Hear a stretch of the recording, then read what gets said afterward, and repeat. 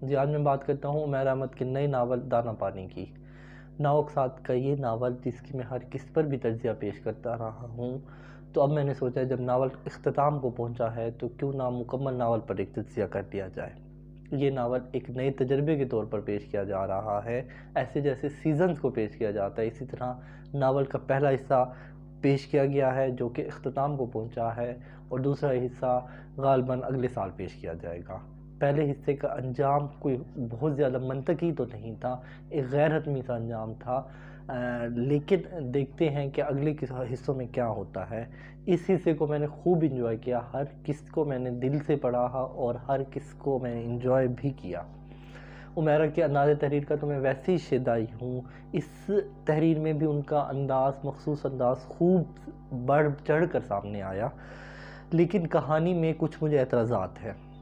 اگر آپ نے ابھی تک یہ کہانی نہیں پڑھی اور اس کو پڑھنے کا ارادہ کرتے ہیں تو میں آپ کو الرٹ کرنا چاہتا ہوں کہ یہ ویڈیو آپ کے لیے نہیں ہے، کیونکہ میں اس میں کہانی کے کچھ نکات کو بھی زیر بحث لاؤں گا تو آپ کی ریڈنگ سپوائل نہ ہو جائے۔ تو جی آگے بڑھتے ہیں۔ یہ کہانی ہے جھوک جیون میں رہنے والے ایک لڑکے مراد اور ایک لڑکی موتیا کی۔ مراد جو کہ انتہائی امیر لڑکا ہے اور موتیا جو کہ انتہائی غریب لڑکی ہے۔ اس طبقاتی کشمکش کے باوجود دونوں محبت کے سحر میں گرفتار ہو جاتے ہیں اور شادی کا فیصلہ کرتے ہیں۔ مراد کی والدہ تاجور جو کہ کسی اور موتیا کو اپنی بہو کے طور پر نہیں دیکھنا چاہتی، وہ ہر اوچاد کٹا اپناتی ہے، لیکن مراد پھر بھی بضد ہے کہ وہ موتیا سے ہی شادی کرے گا۔ اپنی سازشوں میں تاجور کامیاب ہو جاتی ہے اور مراد مانور کو اپنی دلہن بنا لیتا ہے، لیکن وہ مانور کے ساتھ بھی کبھی انصاف نہیں کر پاتا۔ دوسری طرف موتیا وہ لڑکی جو کہ ڈاکٹر بن رہی تھی، جس کی زندگی کے اپنے ایک تعینات تھے، لیکن وہ اس بات کو لے کر تیاگ لے کے بیٹھ گئی کہ اس کو مراد نے چھوڑ دیا۔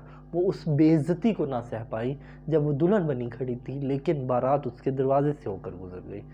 تو یہ مجھے ایک اعتراض ہے کہ میں ایکسپیکٹ کرتا تھا یا میرے خیال میں ہونا چاہیے تھا کہ ایسا مضبوط کریکٹر جو اس کے ساتھ زیادتیاں ہوئیں ان کے ساتھ سروائیو کر سکے اور ان کو قبول کر کے آگے بڑھے، اپنی زندگی میں آگے بڑھے، لیکن موتیا ان تمام زیادتیوں کو سینے سے لگا کے بیٹھ گئی۔ اس نے نہ اپنی ماں کے بارے میں سوچا، نہ باپ کے بارے میں سوچا، نہ اپنی آئندہ کی زندگی کے بارے میں سوچا، کچھ بھی نہ سوچا۔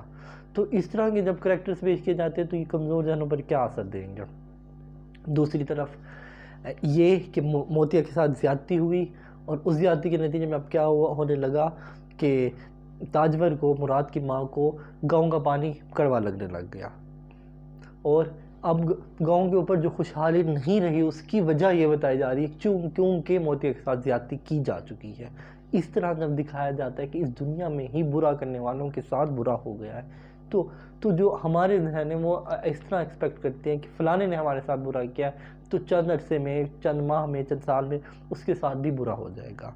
یہ دنیا جزا سزا نہیں ہے، ہر بندے کو اس کے اعمال کا صلہ اگلی دنیا میں ملے گا، لیکن ہمارے ڈائجسٹ رائٹر اسپیسیفکلی یہی دکھاتے ہیں کہ فلانے نے برائی کی، اس کے ساتھ برائی ہو گئی۔ ایسا نہیں ہے۔